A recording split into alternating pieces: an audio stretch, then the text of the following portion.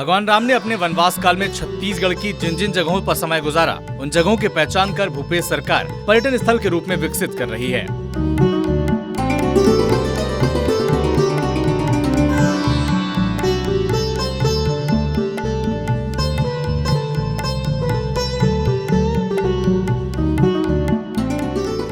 इतना ही नहीं, भगवान राम के वन गमन स्थलों को जोड़ता एक परिपथ भी बना रही है, जिसमें हमें भगवान राम की स्मृतियों से और गहराई से जुड़ने का मौका मिलेगा।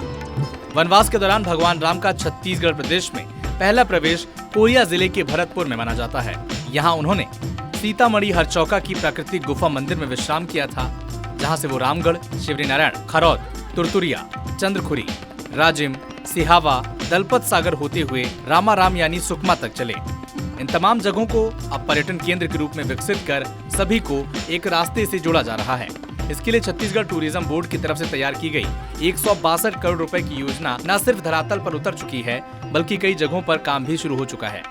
राम वन गमन पथ का निर्माण मैं ऐसा मानकर चलता हूं कि हम छत्तीसगढ़ वासियों के लिए स्वाभिमान और गौरव का विषय है। योजना के तहत भगवान राम से जुड़े हर स्थल पर दिव्य प्रतिमा, दीप स्तंभ स्थापित किए जा रहे हैं। यहाँ पर्यटक सूचना केंद्र, Ramayana interpretation centre, cafeteria, module shop बनाने के साथ साथ मंदिर का भी जीर्णोद्धार किया जा रहा है। नवीन जिले मनेन्द्रगढ़ चिरमिरी भरतपुर के भरतपुर विकासखंड के हरचौका में राम वन गमन पथ का हिस्सा सीतामढ़ी नामक प्राचीन धार्मिक स्थल के रूप में है। ये जगह राम वन गमन पथ के पर्यटन के रूप में इतिहास में भी दर्ज है, जहाँ त्रेता युग में भगवान राम अपने वनवास काल के दौरान पहुंचे। छत्तीसगढ़ में प्रभु श्री राम, भाई लक्ष्मण और सीता मैया के पहले प्रवेश के रूप में इस जगह को जाना जाता है। मवई नदी के किनारे पत्थरों को काट कर बने सीतामढ़ी में साल भर पर्यटकों का आना जाना लगा रहता है। श्री राम अपने वनवास काल में 4 मास यहाँ बिताए थे। यहीं वो भगवान शंकर की पूजा किया करते थे। ये एक दिव्य स्थल माना जाता है और उस समय की प्राचीन मूर्तियाँ आज भी स्थापित हैं। यहाँ माता की रसोई भी है, जहाँ सीता माता कंद मूल फलों से भोजन कराती थी। वर्तमान में यहाँ सीढ़ियों और अतिरिक्त कक्ष का निर्माण कार्य चल रहा है। यहाँ पर प्रभु श्री राम की 40 फुट की मूर्ति भी लगाई जानी है। आने वाले समय में इस क्षेत्र में पर्यटकों की संख्या बढ़ेगी, जिसे ध्यान में रखकर सरकार काम कर रही है। छत्तीसगढ़ सरकार का बहुत ही सराहनीय कदम है। निश्चित रूप से ये हमारे जो संस्कृति है उसको आगे बढ़ाएगा। हमारे जो वहाँ के लोग हैं वो पर्यटन के रूप में जब वहाँ विकसित होगा तो उनको रोजगार भी मिलेगा और साथ ही साथ हमारी संस्कृति भी बहुत आगे की ओर बढ़ेगी इससे।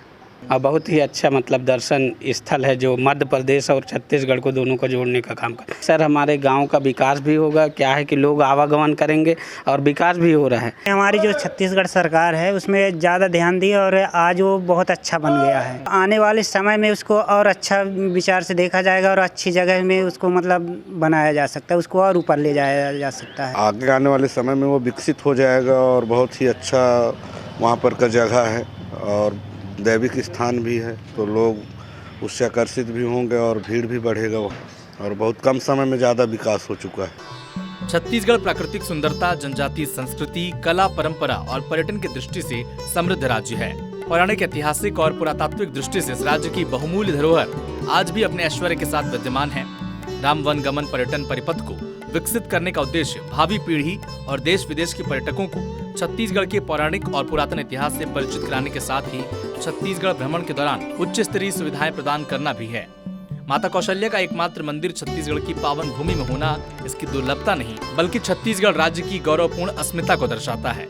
इस पर्यटन परिपथ में रायपुर के चंदखुरी में माता कौशल्या मंदिर परिसर का सौंदर्यीकरण, वहाँ की विशाल राम मूर्ति स्थापित करने का 2 चरणों में काम पूरा हो चुका है। तीसरे चरण का काम चल रहा है। पर्यटकों के लिए हाल ही में लाइट एंड साउंड आधारित वाटर शो की शुरुआत की गई है। इसके तहत रामायण की झलकियां दिखाई जाती हैं।